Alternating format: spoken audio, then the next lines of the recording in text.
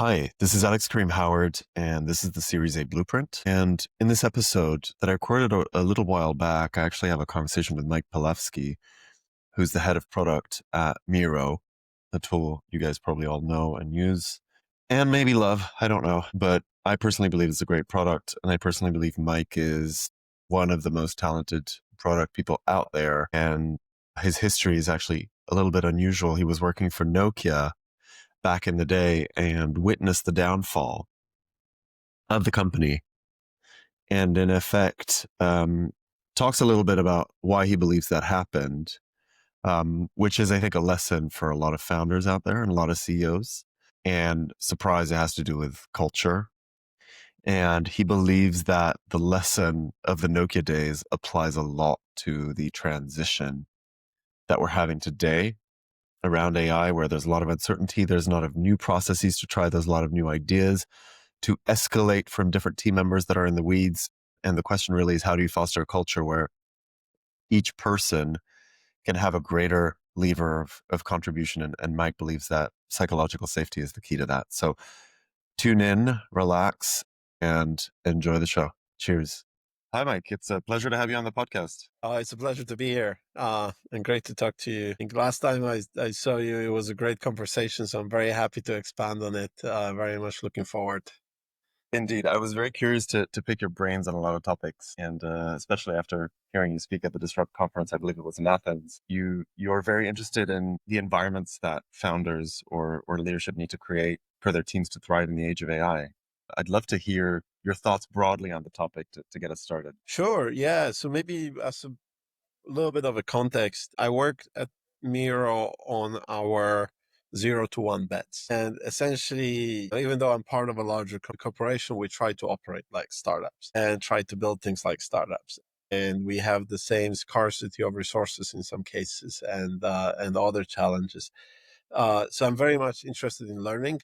The other part is we build a lot of tools that I hope product engineering teams will use across all company sizes. Obviously, interested also in what problems founders, PMs, engineers experience as they're building. And I think, you know, the biggest realization I had, especially as we talk about new product development in the context of, new businesses, is that in the past, the cycles have been very, very long. And I think I remember first time learning about design sprint must have been 2015 or 2014, and thinking how greatly it accelerates our process because in 5 days we can actually get aligned and get some very early feedback on the direction. Now, with all the AI tools, if you're properly set up, in 5 days, you can go from idea to a fully validated prototype that you can start building immediately and ship a couple of weeks later. So I think the timelines have changed, the tooling has changed. Where people get stuck, what slows you down is changing. But also, what is changing is, as you can imagine, the more supply you have, the demand is not going to suddenly grow. No one is going to suddenly use 20 times more B2B SaaS tools. So, also, what is changing is you really, really have to nail everything down, and it has to be great to stand out, because now you will not have 3 or 4 competitors, but maybe you'll have 20, 30 doing the same thing and being able to match you on speed. So I think the rules are changing. It's still, the same process of find the deep problem and really solve it by providing a true aspirant that addresses it. But how we do it is different. And I think the companies that embrace this change the fastest will be the ones that will be the most successful in the new era. Yeah, that's super interesting. I guess you're telling people to wipe the dust off their design sprint books. I suppose, yeah, in this era then of oversupply of applications that Yeah. you predict we're entering into, talked one of the things that you highlighted as potentially becoming more important is psychological safety. Can you talk a little bit about why that's front of mind for you and should be for a lot of founders? Yeah, I think AI is a tool. And that tool still needs an operator who is using the full capacity they have to develop a great product. And it needs a team that works together, that shares insights, that gives feedback, that criticizes ideas before they hit the market. So you need this safe space, essentially, to create an environment in which, regardless of the process, things will thrive and people will thrive. But with AI, we sort of got this new fears and new anxieties that you can see in a lot of teams. The first and the foremost is, will my job exist 3 years from now or 4 years from now? And I've heard people who I've heard and I've seen and I've talked to people who literally thought that the best move forward for them is to jeopardize any AI initiatives within their own company as a way of protecting their jobs down the road. And I've seen that obviously, if happen. something like that happens, you have to address it first, and you have to create an environment where these people can thrive. You can't just fire them, because that's very common fear. I think, the second thing beyond that is obviously the loss of relevance. I think, it happens to us all the time. I remember, when I was 20, 25, I spent a lot of time learning Adobe Photoshop and Adobe Illustrator, read 5,000 page long books and tried to learn all the tips and tricks and everything else. And then Sketch came and Figma came, and all of these skills became irrelevant because the new software was much easier, better, sort of tailored to what I need. But now suddenly, you have AI tools doing prototypes. So designers go back and say, okay, so I've spent all these hours learning the tool. Will I matter? Will anyone care about my contributions to it? How can you help your most experienced people feel like AI helps them be more impactful, instead of takes away their value, their status, the investments they made into learning? And essentially that requires a change of a mindset.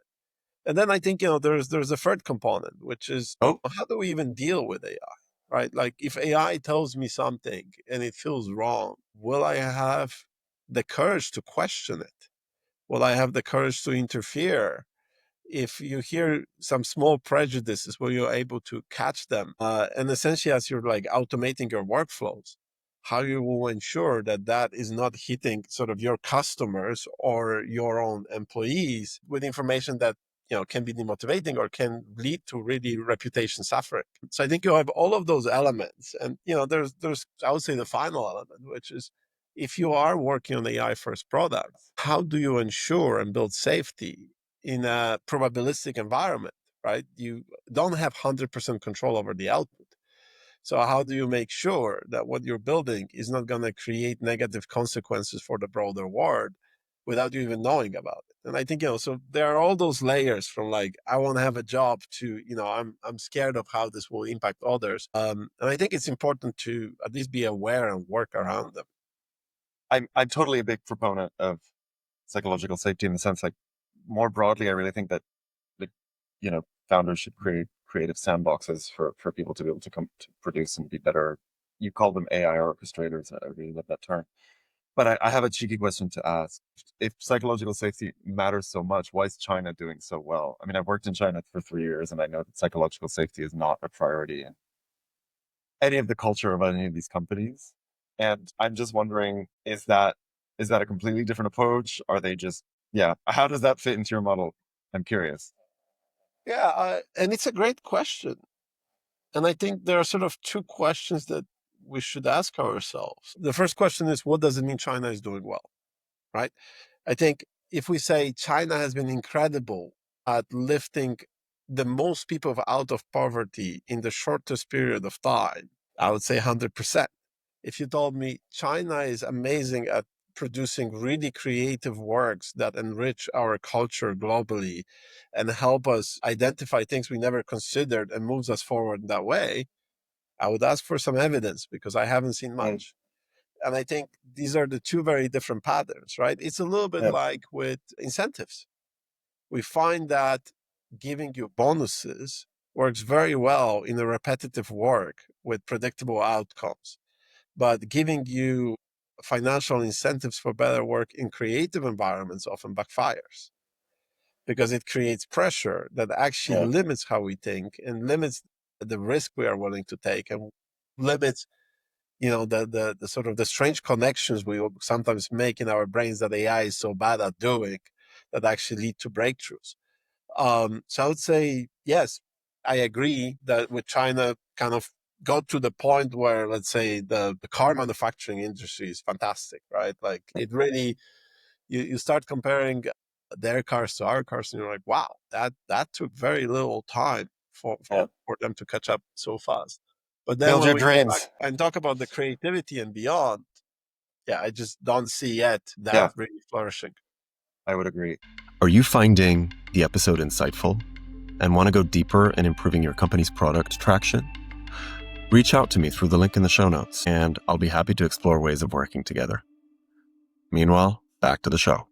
It's interesting what you said about the psychological safety of remaining relevant. And I see this with a client where there's a team that is somewhat outsourced and they're looking to build a piece of software that will supposedly make that team's life easier. But really what we're building is that, there's a lot of automation, and at some point, there's 5 and then there might only be 1 that will need to actually orchestrate that. A suggestion I've actually made to a client of mine that I'm working with was to actually hire a team whose job it is to do the job that they're doing today whilst facilitating the automation, and that's built in to their role, right? So it's like a feature, not a bug. And I tend to find that, like, when there's this kind of dishonesty around, yeah, we're making your life easier, but actually there's a plan and then we're going to sweep you out in 3 years. It's very difficult to automate those workflows because they just know, and they hold their cards very close to the chest when it comes to requirement and doing discovery calls and things like that. Whereas if it was built in, it's just much easier. I'm wondering, is there an element of this that you're seeing, or have you seen other approaches to creating psychological safety, especially if you're, let's say, reforming the way something's being done or Yeah. automating, to use a more blunt word? So I think, I would first of all start with a sort of reflection, and it's my point of view. Of course, there are nuances around it, but right now, when I'm looking at 2 different approaches in the world, I see the approach of companies that are growing and the approach of the companies that are looking for a margin. And you see a lot of traditional industries that are not growing with very slow growth curves, where investors are expecting much higher return on investment. And what happens over there is a lot of that, you say, dishonesty.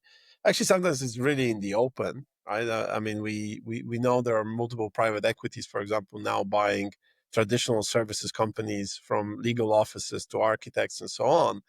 And with essentially the premise, we're going to come in, we're going to automate, we will reduce the headcount by X, and as a result, we'll have better margins, so we'll sell with a much higher value.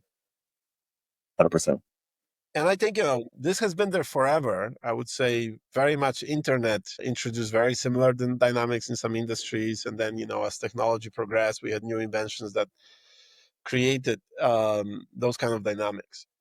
On the other hand, if you look at companies that are in growth industries, and tech is one of them, that is not happening, because whenever you save 20% of the time, you're finding that there's still 200 other items you have to do. Yeah, So you might be becoming more efficient, and you might still be hiring people at the same time, because there's so much more value you can create. And I think that's kind of the exactly. first question. Is value limited, right? If the value is limited, then you're probably in an industry where something like that might happen, whether you do it transparently or not. That depends on the founder's ethics, or the owner's ethics, and the relationship with their team and so on. And I would generally say, if you're working for a company where you think the founders will, behind your back, go away to make a lot of money while leaving you behind, I'm not pointing at windsurf, then you might you should probably rethink your choices in Yeah, terms of the employer. And because you're essentially one whim away from something like that happening. Now, I would say, regardless of how you think about ethics, and I find it very unethical, and I think, as a CEO, as a founder, as a leader, you have a very strong responsibility for your people. But if you don't feel that way, you should still remember that there are reputations in the market. Those things are not forgotten. When you're working on your next venture, when you're hiring the next employees, yeah, we are living in a world where people will actually use AI to Google you, see what you did in the past, yeah, and draw conclusions about it. So being ethical is just better for you, because it will be there for the next 40, 50 years of your life. And now, with essentially perplexity and, deep research, probably people will be finding out about it more frequently than you would like to, because it's just enough that there's 1 or 2 things about that on the internet, even on LinkedIn as a post. and it will be coming back to you. So my view is you should do it in the open. You should do it also in the open, because if you do it in the open, you can collaborate with your team, and they can point out to where this automation will have more value, but they can also find ways for themselves to create more value. And I think we really have to embrace the growth mindset here, right? And what I mean by Yeah. that is, if we move away from this employee is valuable or I am valuable because I know X, that is not permanent. That value will disappear because you know X, Yeah. because the employee knows X. I'm valuable. People are valuable because they learn, they sense make, they Yeah. share, they evolve. Yeah. And our job as leaders is really to help them embrace that mindset, and together with them figure out what they need to learn, how they need to evolve to create more value with AI supporting them. But it's funny because what you're saying is, you're saying employees need to start being more like founders, because I feel like the job of a founder, or the job of a, say, a fast moving tech company executive, is the ability to change and the ability to evolve. And it's the slope, it's not the altitude, right? So I think everyone should think a bit like founders, because at minimum they are the founders of their own life, yeah. and they need to have agency. And I think it was Andrei Karpathy who tweeted a few months back that in the era of AI, knowledge value significantly deteriorates, but agency is really what shines and separates those who will be successful from those who are unsuccessful. I agree with that, but I disagree with the point that it's only the AI that brought it in. Yeah. A little bit over 20 years ago, when I joined at Nokia, I remember the first performance review. There was category: does this person embrace owner's mindset? Literally, that was just on the review category, and I thought, okay, this is very interesting. This is just a mindset of how you think about it. I can make a change, or I'm just a tool for others to tell what to do, and then produce some output and go home. And I never felt like I would like to be tool or work with tools. Mm. So, this kind of agency and expectation of agency was natural part of my life. But I think right now people point out to agency as being the most important factor. Yeah. It's interesting because I think a lot of the work that I do with my clients is to be able to create agency for individual team members. So they need a certain involvement, they need a certain, I mean, safety, as you said. I think they need a certain visibility, clarity, because you need to be able to know, okay, here's where we're trying to go, and here's my sandbox, and here's where I can punch to kind of move the boat or move the needle in a certain direction. How do you see that, like, certain environments function well to create these agency sandboxes or creative sandboxes? Yeah, this is great. Funny enough, I spent my first 10 years at Nokia, and then I read Edmondson Fearless Organization and found a lot of references to that environment, which is kind of interesting when you start thinking about the Fearless Organization and, the case study is your former employer to some extent. But I think, there are many different interpretations of the downfall of Nokia in the phone industry, but I think the one that most people I know would agree with is there was a huge information asymmetry between VPs and directors. And that information asymmetry came from the fact that directors did not share information out. And they did Interesting. not I share thought the other information. way. You would think so, but Yeah. it Were was you to there some during the extent. downfall? Were you there at the peak? Like, what segment did you catch? I was there 10 years. So I was there from Nokia climbing from 20% market share to 40% market share, to the point where Nokia adopted Windows OS. And soon after I was gone, and I think that the handset business was sold 2 years later. So I would Yeah. say I was kind of probably in that mid of the downfall when I It was left. such a sexy brand. It was. It was very unsexy brand when you were leaving at that time. That's also the interesting thing. Things can quickly change, and from having Nokia on your resume, it kind of attracts a lot of people to having Nokia on your resume. As a lot of people asking, "Do you actually know what to do?" But putting that aside, I think what was very interesting at Nokia is there were a couple of practices that I found theoretically intriguing, but practically not very welcome. One of them was the annual budgeting.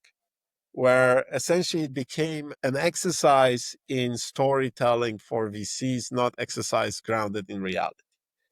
Meaning, what you had to do is you had to show a hockey stick that was enormous to get essentially another year of work on your product, or promise a hockey stick that was just around the corner, So right? yearly budgeting for product managers pitching to the leadership. For business units, right? Yeah, For a okay. specific product. And, the first product, actually not the first, second product I worked on, I was a young kid. I was actually zero political understanding of the organization. And my boss wanted me to sign off on a business model. I just looked and I said, this business model predicts that we will make more money from this one feature in this one industry than the entire industry makes right now. And there are no other factors, right? And we had an argument and I ended up on PIP. He was like, why aren't you agreeing with my bullshit? Yeah. And I was like, okay, shit, I'm getting fired, right? And like colleagues started coaching me like, okay, don't disagree, just, go with the flow and so on. But reality was that if, if my business unit showed the real number, our project would probably be cut immediately and we all would be fired, because that was kind of the other practice from Nokia. Like, your business doesn't work out, your entire business unit is fired. You have about a month to find or 2 months, depending on, maybe, in Finland longer, but like if you're in the US or other countries that have more relaxed labor laws, you have like a month. So the kings were sheltered from the revolution. Yeah. Essentially, the Kings were cutting, which is kind of, it's a logical thing, right? But what they haven't taught is, because of this behavior and because of this very drastic, your entire team gets shot. And I remember when one of the mobile advertising units kind of was presenting and they showed me their numbers. And I'm like, I was already my 6th year at Nokia. I'm like, guys, what are you doing? You're going to be cut. And they're like, no, we're not going to hit the numbers. We don't want to bullshit. We're just going to go and show how they are. And 3 days later, people are messaging me, hey, so I lost my job. Do you have any opening on your team? Because I have a month to find another job. And, it became so ritualistic in nature that you look back at it and you're like, we essentially, the director levels, even VP levels, had incentive to not really say what's happening in the market. Bullshit Because the parade. outcome of being very open and honest is not someone from the top coming and telling you, hey, let's figure it out together. Let's solve it together. The outcome was, well, this is not worthy in our portfolio. Let's look at other bets and keep them. I mean, this is literally the playbook of why dictators fail.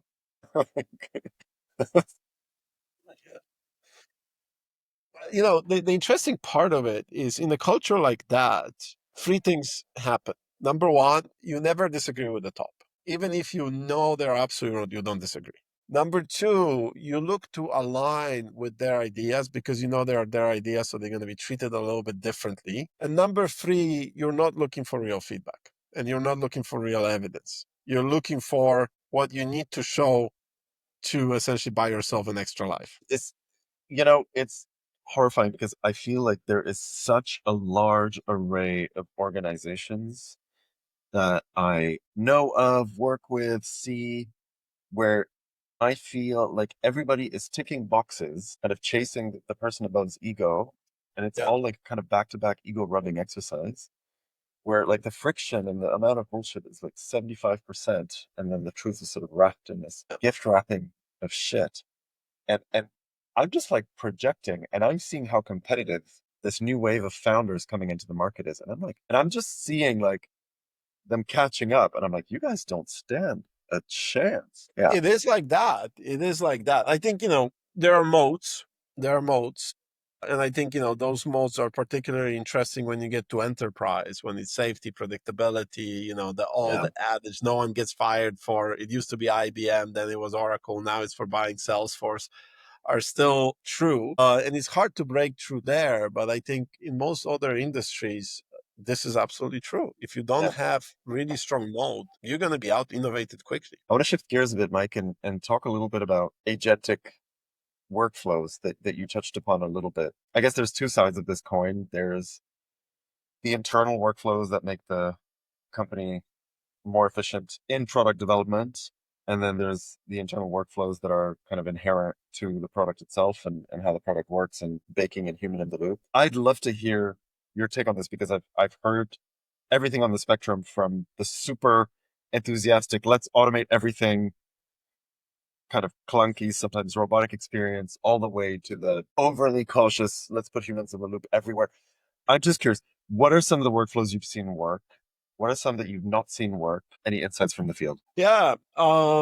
So I'll tell you an anecdote about the workflow that happened a couple months back. I won't mention the company, but it's kind of an interesting situation. But I would say, first of all, it's a probabilistic answer always, right? What does it mean, probabilistic? That means there is a very slight chance that you're going to get, even if your first 100 trials were great, there is a small chance that the 1000 trial is going to produce problems. And I think, when you're building agentic workflows, you can put a lot of safeguards. And I think we're spending a lot more time thinking about the layers of safety, governance, double checks and so on and so on. So it gets more complicated. And I think we'll get to the point where, even though it's probabilistic, it has the same level of failure as stochastic systems right now, which can also fail for different reasons. But things can go wrong. So I always say start with the less risky cases that cost you the most time and are the easiest to automate, and where human in the loop makes perfect sense. Yeah. Right? Give you a simple example. Write a product brief for me. I have to have a human in the loop. All have to read it because we will be building out of it. We all have to review. We all have to align.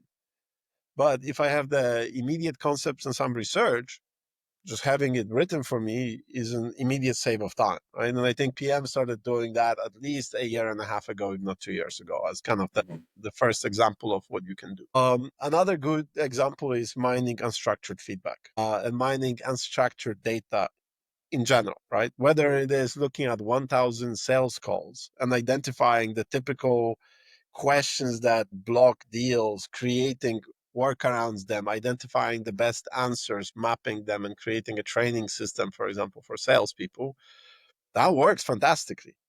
And because it will be used by humans again, they have enough reason to see that if AI suggested something that maybe sounds a bit fishy, they can flag it and send it out. Now, you get me to, for example, SDRs, and that gets a little bit more interesting. I started getting a lot of spam, essentially, trying to sell me new stuff because I had a new job, right? That's kind of a new, I think that it's not even a new pattern. It's there for 5-6 years. Your profile flags in a new company, every company that worked with you before, every company that wants to get in, thinks, okay, there's a new person, they'll probably look to change technology. Let's start emailing. So I connected a simple agent to my Gmail box to essentially filter those for me to really understand, and just to flag ones, and I essentially ask it to flag ones that violate the laws, because I'm in EU. And if you're sending unsolicited sales offers in EU, there's a lot of things you have to go through. And interestingly enough, I started using a bit of an agent to go back and forth on these.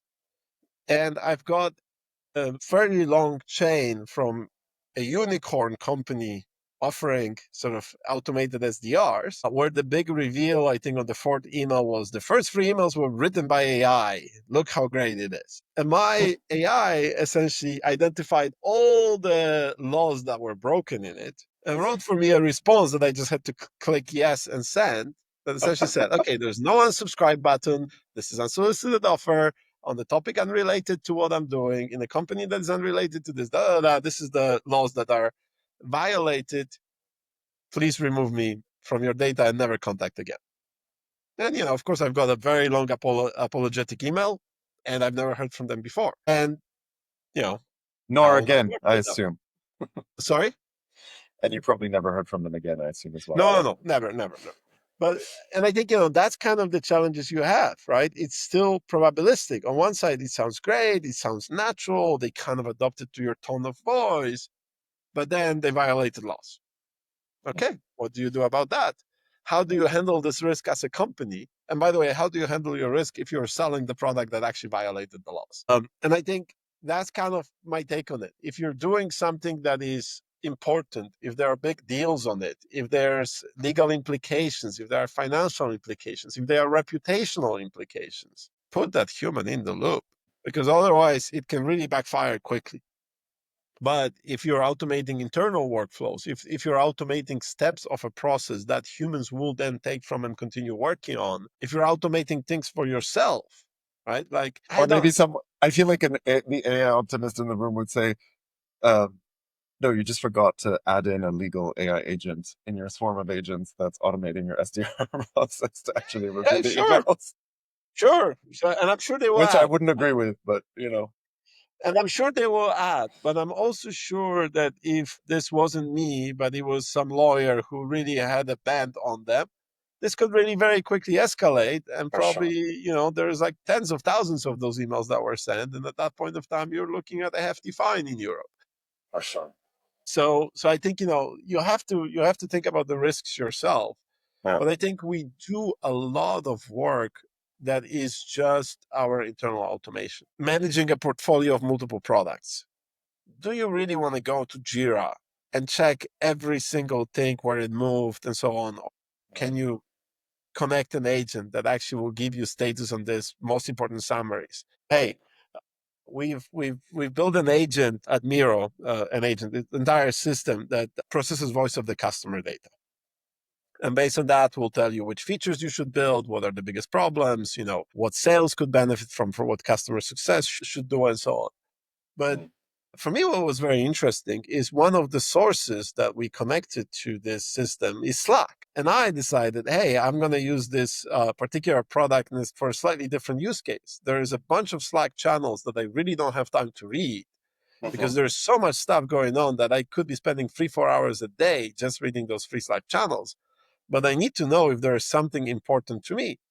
So instead of focusing that particular agent on data sources about customers, I just said, okay, you just look at those channels and let me know if any of these 5 things comes up, or if someone mentions me, summarize this for me and deliver. And that's kind of an interesting use case where you absolutely have zero risk, where it saves me a lot of time filtering through a lot of noise, right? Because the channels tend to have a lot of people blasting to a lot of people, but it might not be relevant to you. And it saves me a lot of time. But see, it's like I'm just thinking, what is the skill set behind this? And the skill set, the only thing I can come up with is creativity. Like I can't think of another word for it.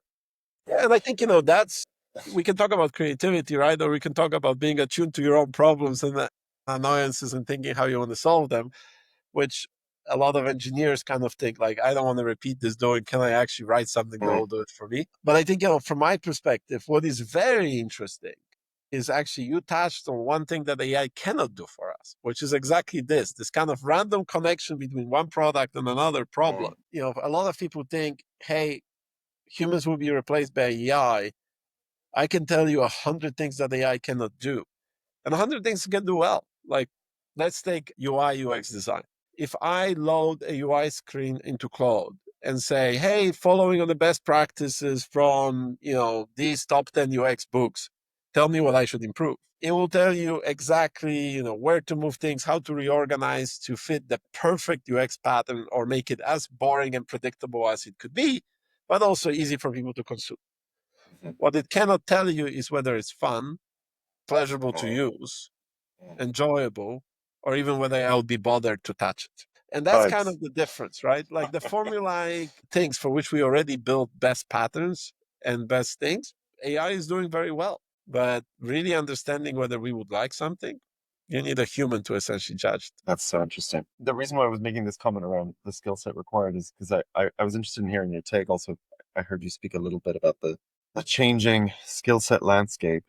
A lot of people talk about the rise of the solopreneur, but I Mhm. believe there's going to be a lot of 5 to 30 people companies that are going to also be able to do only what, like 1,000, or I don't know how optimistic I want to be, 10,000 people could do before. So I could see a lot of like SMEs and a lot of basically software companies being more like brands where you can source like 30 different CRMs, but there's maybe one in your city and you'd rather source it locally because you know the person or whatever the case may be. I'm just wondering for the second category of company, the 5 to 30 person startup or corporation or org or whatever the case may be.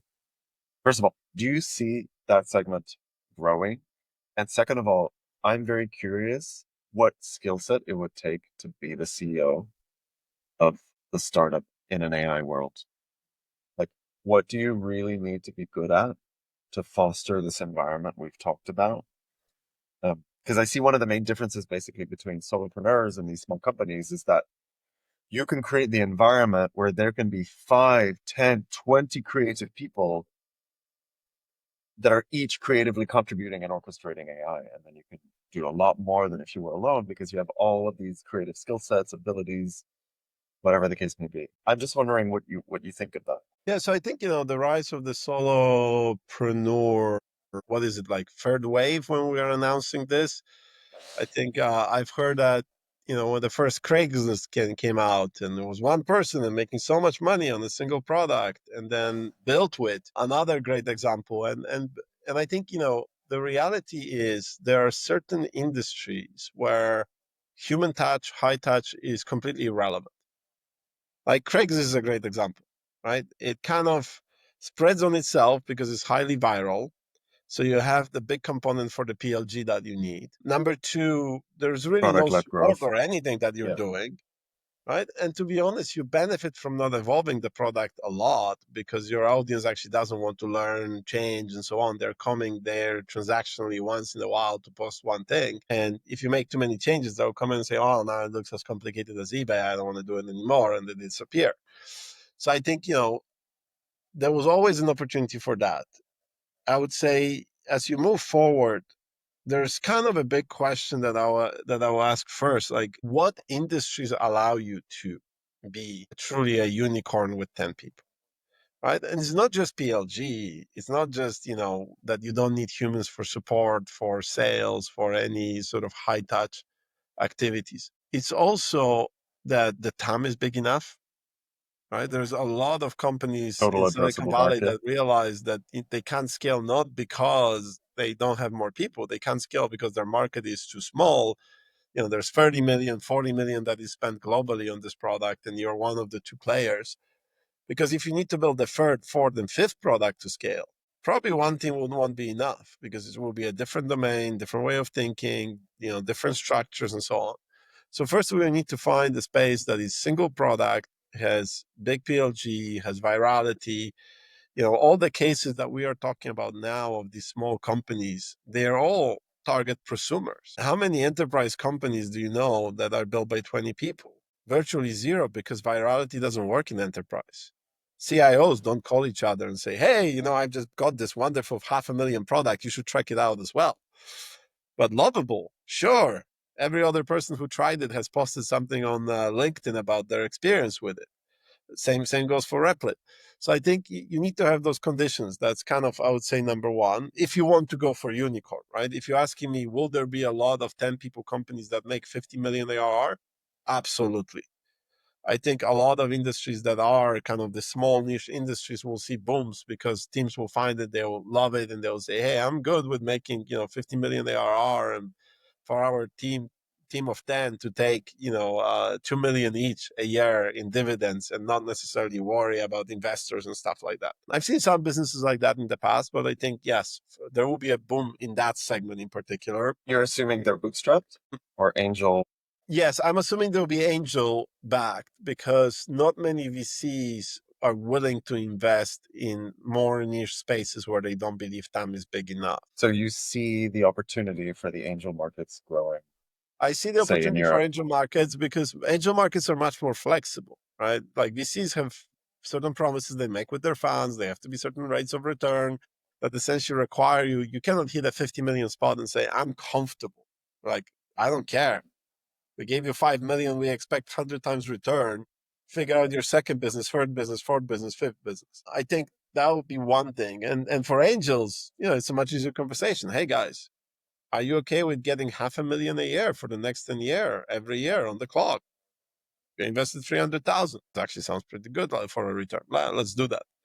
Right. So you have this flexibility in conversations. There might be VC businesses that end up this way, but my feeling is that at that point of time, VCs will offload them to private equity, who will kind of try to run it for dividends for themselves. And it might not be as much fun for the founders as they originally thought. But yeah, let's see. Hopefully I'm wrong on that. And for that segment, let's say that new segment of emerging bootstrap businesses that go to 50 million ARR, which who knows, this could be the backbone of the European economy in Yeah. 10, 20 years, right? Like we say it as if it doesn't matter, but this could be the new Mittelstand Yeah.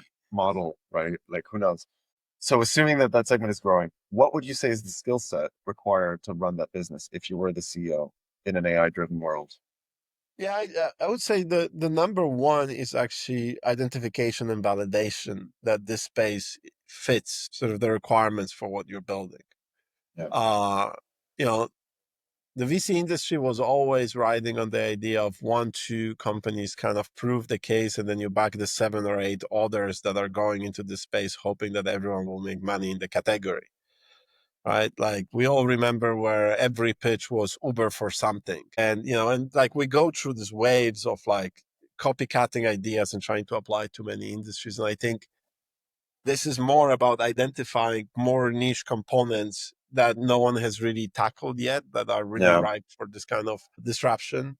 I think in consumer, in And that maybe space, because it was, sorry for interrupting, maybe because it was also not attractive enough for VC based models. And all of a sudden now you can bootstrap and you can go. And even if the TAM is not that big, you know what? It's worth it for me. It's five of us, you yeah. know, So we're I think friends from high absolutely you're school. going to see a lot of that. And I think, identifying and finding a good space will be number one. Number two, and this is really, having holistic understanding of all aspects of the business, right? That doesn't mean you have to be an expert engineer, but at least you should understand how the modern development will look like with AI tools and so on, enough to work with your team, because probably you're also the PM for the team. If there's 15 people, that's CEO is the PM in most cases, right?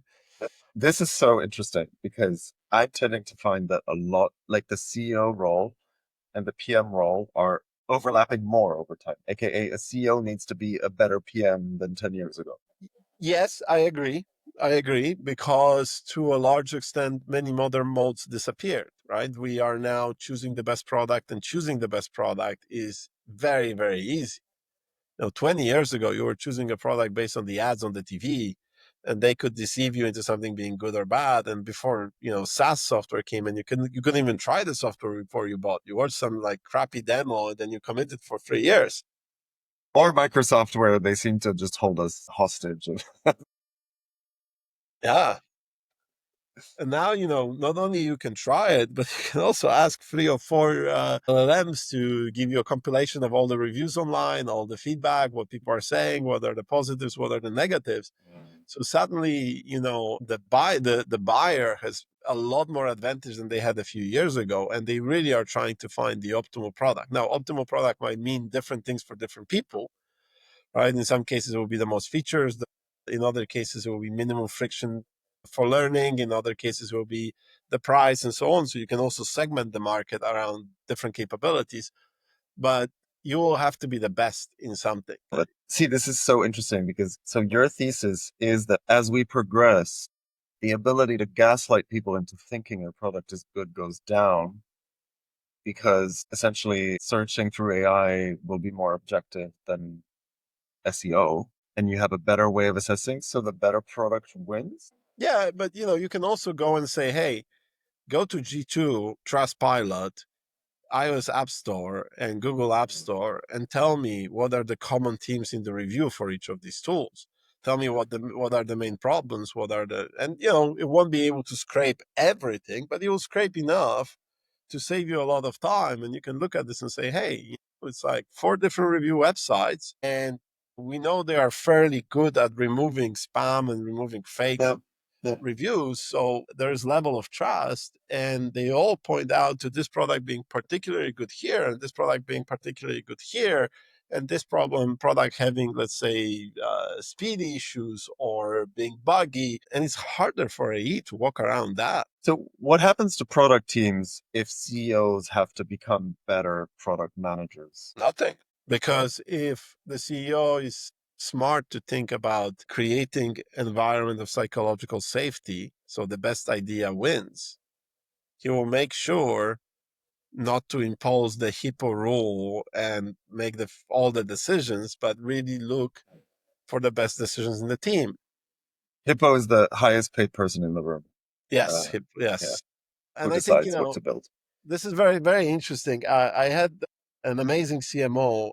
I've worked with a few companies back, and she told me, I only work with founders who are really passionate about the problem they want to solve and the product. And I said, okay, interesting. Like, tell me more. Why would that matter? So because that allows me to filter out the founders who want to be the CEO for the sake of being the CEO. Because those are the ones who come there to rule, to be important. They come there for the status. They come there for the rep. They come for, I can make the final decision and overrule you. Yeah. And I don't think that's the right mindset. If you have the mindset of, I really want to create value for your customers, or I really want all of us to get rich, by the way, very good mindset too. You will still look for the best idea in the room, because you'll be smart enough to know that that's a faster way of getting rich than being always right. I don't know if this stat is correct, but I've heard it from multiple sources that the best rated managers make correct decisions about 70% of the time. That's low. That essentially means you're still wrong 1/3 of the time. And if you're unwilling to listen to people telling you that, that's probably going to ruin your company down the road. Yeah, or if you're unwilling to actually experiment, to actually check to and validate debunk and assumptions. test. Yeah. Super interesting, Mike. Thanks for the chat. I guess we're at time. It's been really a pleasure to have you on. No, it's been my pleasure. I think, as a kind of a parting word, I would just love to say one thing. Please. I see a lot of people who are really afraid about the AI. And I think there's a fair dose of truth in that, meaning, the Terminator scenarios down the road are possible. And we definitely need to insist that our governments do a better job of looking at what's happening with research in the big tech companies. But the AI we have right now is not there. It's just a good tool that you can embrace to make your life much more productive and your company much more successful. And if you do that, your career will also benefit from it. Your business will also benefit from it. And you will personally benefit from it because you will learn how to offload more and more of the stuff you don't like to AI. So I would say be skeptical, but be optimistic at the same time. And that's kind of the healthy attitude to leverage AI in your business. 100% agree. That's fabulous advice. On that note, we'll leave it to listeners to ponder on that. Thanks a lot, Mike. Thank you. This is the Series A Blueprint, and I'm Alex Kareem Howard. Thanks for listening. Are you an early stage founder and you want to go deeper into the product craft and you feel inspired by the topics that we're discussing on this show? You can reach out to me on the links in the show notes and we can have a discussion and go deeper into your product problems. I'd be happy to chat. Just reach out. All right, thanks for the show and don't forget to subscribe, folks. See you next time.